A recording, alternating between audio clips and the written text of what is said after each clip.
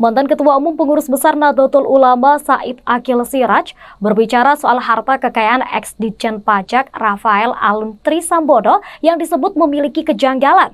Said mengatakan jika memang Rafael melakukan penyelewengan, maka dia meminta warga NU untuk tidak membayar pajak. Keputusan para kiai bahwa kalau uang pajak selalu diselewengkan, NU akan mengambil sikap tegas, warga NU tidak usah bayar pajak.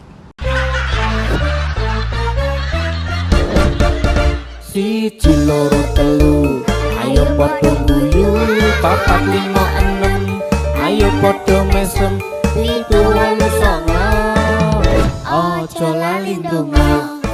Pak mantan RT, wah saya sekarang itu rasanya sudah plong. Loh, kok plong loh? Gimana? Biasanya itu kan saya itu tiap tahunnya itu kan kepikiran, bayar pajak. Sekarang ada himbauan dari Bapak Kiai besar untuk bersama-sama tidak membayar pajak. Nah, itu saya mau ikut itu. Bukan begitu. Nah iya toh. Itu tuh himbauan kepada orang-orang apabila itu kan kemarin ada kejadian penganiayaan yang dilakukan oleh seorang anak kepada anak yang di bawah umur. Terus pelaku penganiayaan itu adalah oknum petugas pajak. Nah, itu terus kalau hal itu tidak diusut atau dibiarkan penyelewengan dana tidak diusut, baru himbauannya itu berlaku. Alah, semoga saja tidak diusut, biar berlaku.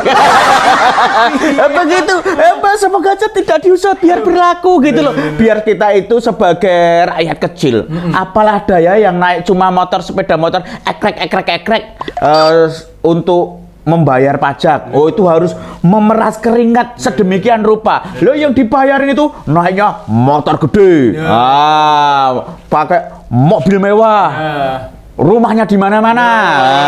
Bukan seperti itu. Kalau dari rakyat kecil saja pajaknya juga kecil. Nggak ngefek kalau mau diselewengkan para petugas nggak ngefek pajak. Gimana? Bayangkan.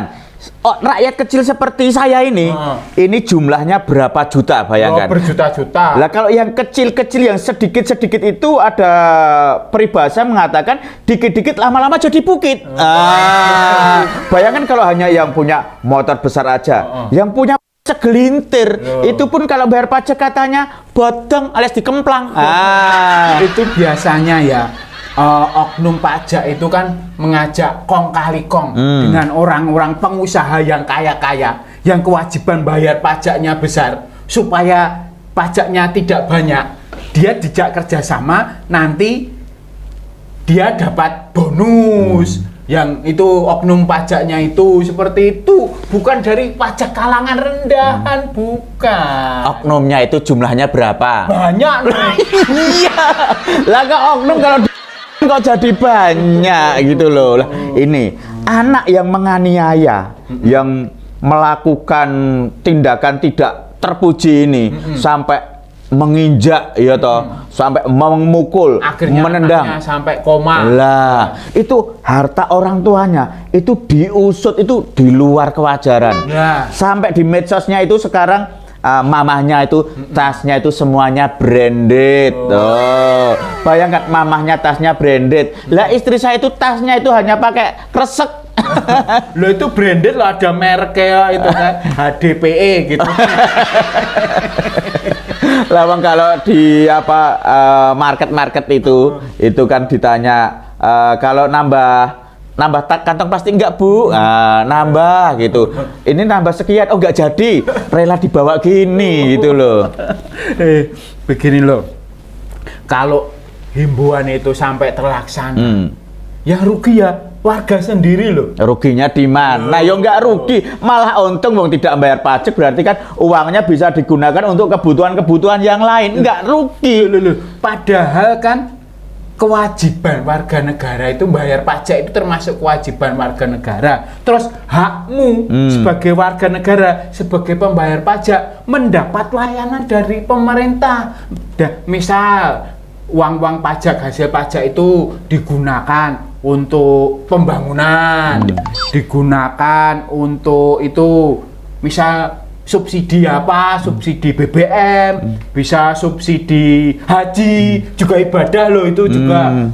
Walaupun seperti itu, tapi kita tetap bayar pajak lah, demi kita juga pembangunan biar lancar.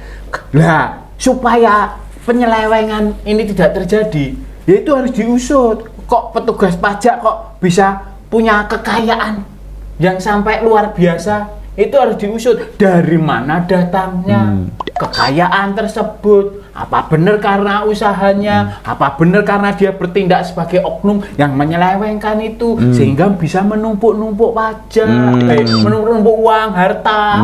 Kalau petugas itu sampai kekayaannya melampaui batas di luar nalar, berarti oknum. Oknum itu enggak yang bertindak di luar prosedur untuk memperkaya diri sendiri lah. Itu yang perlu diusut. Lah terus ini kesimpulan dari hal tersebut ini seperti apa Pak Mantan RT? Nah itu tadi, bayar pajak itu kewajiban. Terus hasil kekayaan para oknum pajak itu harus diusut. Nah, dan penganiayaan ini kan tidak ada hubungannya dengan kekayaan. Ya kok bisa? Banyak orang kaya yang anaknya itu juga soleh, anaknya juga baik. Nggak mesti orang kaya terus bertindak semaunya. Tapi tidak. Ini masalahnya pada pendidikannya. Tapi tidak sedikit anaknya orang kaya itu berlaku tengil, yo. Itu ada kasus di mana itu waktu ada acara hajatan sampai mukulin tukang parkir karena mobilnya nggak dapat parkir. Itu apakah anaknya orang rakyat jelata seperti kita? Nggak mungkin. Karena dia juga kaya, ya, gitu loh. Kesalahannya bukan pada kayanya, tapi pada pola asuhnya, pada anaknya, kalau tuanya. Pola asuh ini seharusnya secara gizi tercukupi, secara pendidikan terpenuhi, secara fasilitas juga semuanya ada loh Pak Mantan RT. Loh, tapi kan pendidikan itu nggak melulu hanya masalah ilmu pengetahuan, juga masalah toto kromo, tata susila, budi pekerti, sopan santun, itu yang kurang pada si anak orang kaya itu. Berarti kalau begitu berapa orang kaya, semua orang ya. Nah, kalau begitu berarti mendingan Pak Mantan RT ini mendidik putra-putrinya kelak jangan sampai jadi orang kaya. Nanti takutnya kalau jadi orang kaya, anaknya berlaku semena-mena seperti itu, dinamakan oknum. Kalau menjadi orang miskin, tidak ada oknum orang miskin. Oh, gitu Pak Mantan RT. Ya, berarti yang dibenahi ini bukan sekedar masalah ekonomi juga, tapi masalah tentang pendidikan. Karena ternyata banyak oknum orang kaya itu anaknya tidak, walaupun pendidikannya sampai tinggi, tapi tidak memiliki pendidikan yang budi pekerti, tidak memiliki pendidikan moral yang baik. Nah, itu yang perlu dibenahi. Juga itu pembantunya Bu Lurah yang ngurusi keuangan itu harus membenahi sistemnya, sistem tentang pemungutan pajak itu loh. Nah, ini jangan sampai ada oknum-oknum pemungut pajak yang menguntungkan diri sendiri dan mengurangi jatahnya masuk ke negara, ya kan? Nah, ini terus baiknya seperti apa Pak Mantan RT? Baiknya seperti apa? Sebaiknya ya, sebaiknya itu tadi diperbaiki sistem tentang perpajakannya, jangan sampai ada banyak oknum. Terus juga sistem menyeluruh. Kalau perlu itu dirubah semua. Ya dirubah semua berarti diganti juga personil-personil. Semua ganti. Wah, kalau termasuk kamu barang ganti. Ya jangan loh. Enggak apa-apa. Ini kalau istilahnya ada tukar nasib kayak di televisi-televisi itu, saya mau. Saya mau sementara menjadi oknum petugas pajak. Nah, nanti kan tukar nasib itu kurang lebih hanya berjalan 1 hari. Lah ketika saya sudah mempunyai banyak harta, nanti saya kembali ke nasib saya. Nah, itu paling enggak saya kan sudah juga punya tabungan. Kalau sistem itu diperbaiki, mesti pemasukan negara dari pajak ini akan lebih meningkat, nggak dimakan oleh oknum-oknum itu, ya kan? Nah, kalau perlu yang menyeleweng diganti, bener. Nah, gitu. Tapi ngomong-ngomong untuk saat ini Pak mantan RT sudah bayar pajak belum? Loh, saya itu orang tertib kok.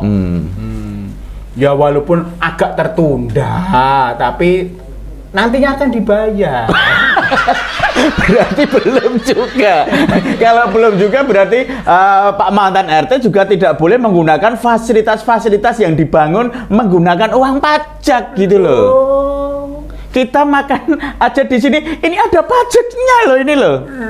Otomatis ada pajaknya. Otomatis ada pajaknya. Kita beli gorengan di rumah makan itu otomatis ada pajaknya loh. Jadi Pak mantan RT untuk hari ini mohon maaf jangan menikmati minuman dan makanan yang tersedia di rumah ini karena rumah ini juga rumah yang belum bayar pajak.